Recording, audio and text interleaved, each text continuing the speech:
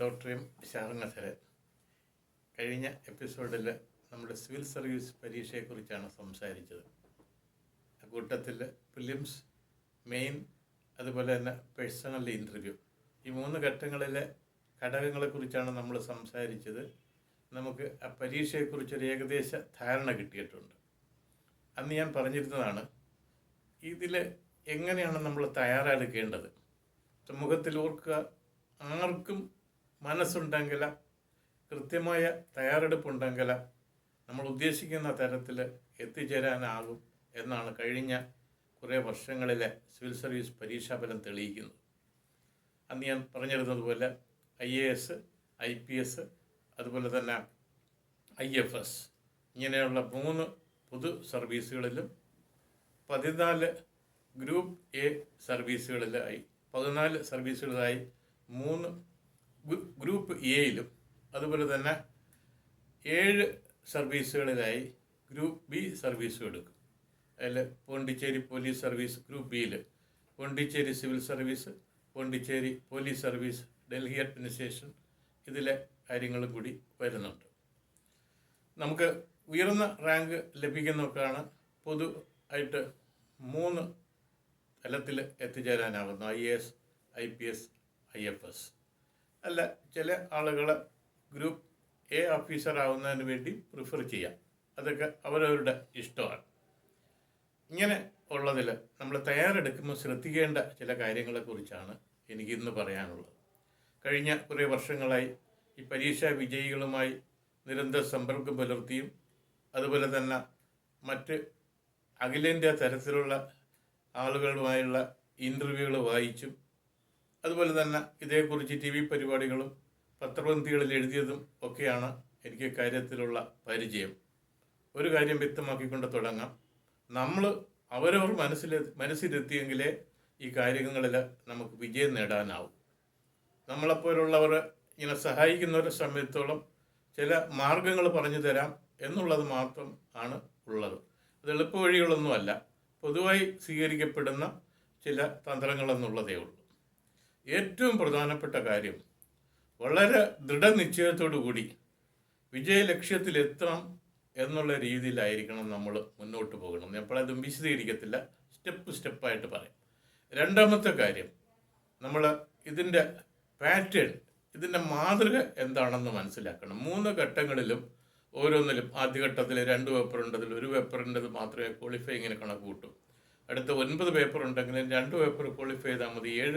7 പേപ്പറുകളുടെ ഫലം മാത്രമേ നമുക്ക് വിജയം നിശ്ചയിക്കുന്നതിന് വേണ്ടി പരിഗണിക്കപ്പെടുകയുള്ളൂ. എല്ലാം പേഴ്സണൽ ഇൻ്റർവ്യൂ 275 മാർക്കുള്ളതും വളരെ നന്നായി പെർഫോം ചെയ്യേണ്ടുന്ന ഒന്ന് തന്നെ.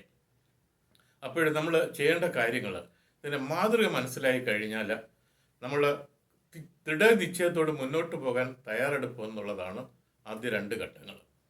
അത് കഴിഞ്ഞ് മൂന്നാമത്തെ ഘട്ടത്തിലേക്ക് നമ്മൾ വരുമ്പോൾ നമ്മളൊരു കാര്യം ചെയ്യുക, ഇതിൻ്റെ സിലബസ് അനുസരിച്ച് നിശ്ചിത സമയത്തിനുള്ളിൽ പഠനം പൂർത്തിയാക്കുന്നതിന് വേണ്ടി ഒരു ഷെഡ്യൂൾ നമ്മൾ തയ്യാറാക്കുക.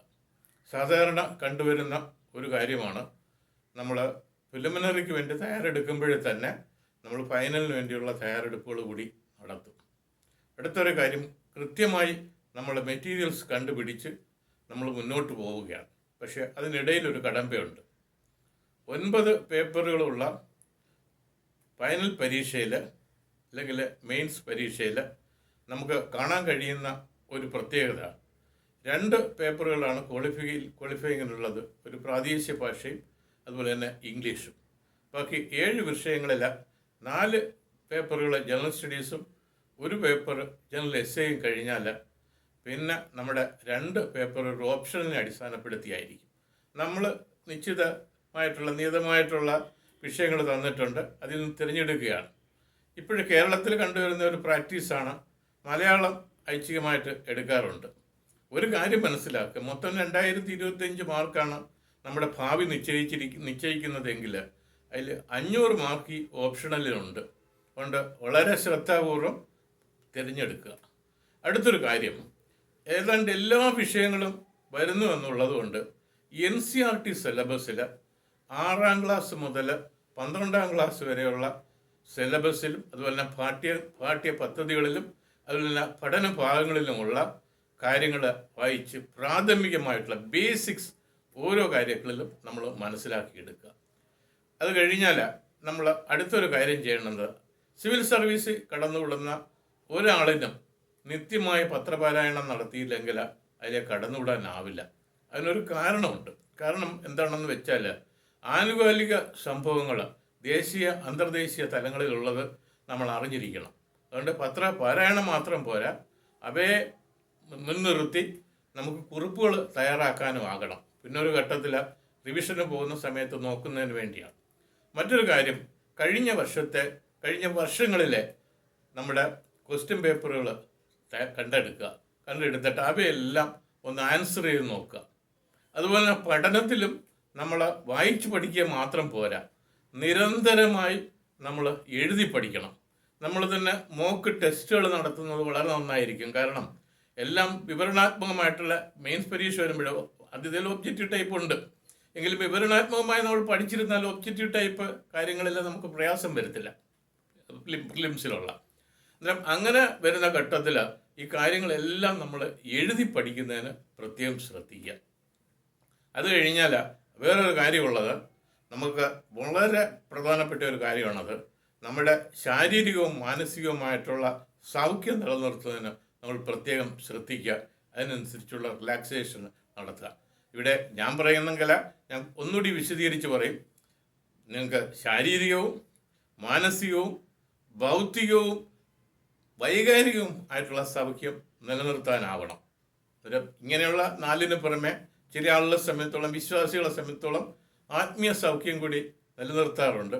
ഇക്കാര്യങ്ങളെല്ലാം നമ്മൾ പ്രത്യേക ശ്രദ്ധ വഹിക്കണം. കാരണം ഈ പരീക്ഷ ജയിച്ചു കഴിഞ്ഞിട്ട് ജോലിയിൽ പ്രവേശിക്കുമ്പോഴും നമ്മൾ കഠിനാധ്വാനം ചെയ്യണം. കഠിനാധ്വാനം ചെയ്യുമ്പോൾ ഈ കാര്യങ്ങളിലൊക്കെ നമ്മളെ നിയന്ത്രിക്കുന്നത് ടൈം മാനേജ്മെൻറ്റാണ്. അന്നേരം സമയബന്ധിതമായി കാര്യങ്ങൾ പഠിക്കാനും അതനുസരിച്ച് അവയെ അവതരിപ്പിക്കാനും നമുക്ക് കഴിയണം. അതിനനുസരിച്ചുള്ള തയ്യാറെടുപ്പും വേണം. അതുപോലെ ഓർത്തു വച്ചിരിക്കുക, മെയിൻ പരീക്ഷ പാസ്സായതിനു ശേഷം നിങ്ങൾ ഇൻ്റർവ്യൂവിന് വേണ്ടി വിളിക്കപ്പെടുകയാണെങ്കിൽ ഇൻ്റർവ്യൂവിൽ പോകുന്ന അവസരത്തിലും നിങ്ങൾ ഒരു കാര്യം മറക്കരുത്. നന്നായി നിങ്ങൾ വായിച്ച പത്രവായനയുടെ ആയാലും പിന്നെ ഗവൺമെൻറ് പ്രസിദ്ധീകരണങ്ങൾ സാധാരണ പറയാറുള്ളത് ഇങ്ങനെയാണ്: economic and political weekly, Yojana, Kurukshetra. അത് ഞാൻ പറഞ്ഞ 3 എണ്ണത്തിലെ 2 എണ്ണം സെൻട്രൽ ഗവൺമെൻറ് തന്നെ, കേന്ദ്ര സർക്കാർ തന്നെ പ്രസിദ്ധീകരിക്കുന്നതാണ്. അപ്പോൾ വായിച്ചാൽ നമുക്ക് ഗവൺമെൻറ് നയങ്ങളെപ്പറ്റിയും നയപരിപാടികൾ നടത്തിയതിനെക്കുറിച്ചുള്ള വിശകലനങ്ങളെക്കുറിച്ചും ഒക്കെ കിട്ടും. വളരെ പ്രയോജനപ്പെടും. ഇവയ്ക്ക് പുറമെ നിങ്ങൾക്ക് വായിക്കാൻ കഴിയുന്ന പരമാവധി മെറ്റീരിയൽസ് കളക്ട് ചെയ്ത് വായിക്കുക, നോട്ട് തയ്യാറാക്കുക. നോട്ട് തയ്യാറാക്കിയതിന് ശേഷം റിവിഷൻ നടത്തുക. ഈ കാര്യങ്ങളിൽ ഒരു തരത്തിലും അമാന്തിക്കരുത്. ഒന്ന് നിങ്ങൾ ഓർത്തു വെച്ചിരിക്കുന്നത് നല്ലതാവും. കൊണ്ടുപോകില്ല ചൂരന്മാർ, കൊടുക്കും തോറും ഏറിടും. അത് വിദ്യയാണ്, അത് അറിവാണ്. അതുകൊണ്ട് അതൊരു നിധിയാണ്. നമുക്കിത് പരീക്ഷ അഥവാ എന്തെങ്കിലും കാരണവശാൽ ജയിക്കാനായില്ലെങ്കിലും ഈ അറിവ് നമുക്ക് ജീവിതത്തിൽ മുഴുവൻ പ്രയോജനപ്പെടുത്താനാവും. വളരെ ഉന്നത ശ്രേണികളിൽ എത്തത്തക്ക രീതിയിൽ മറ്റ് പരീക്ഷകളിൽ വിജയം നേടുന്നതിന് അത് കഴിയുകയും ചെയ്യും. നിങ്ങൾക്കത് കഴിയട്ടെ എന്ന് ആശംസിക്കുന്നു. Good luck.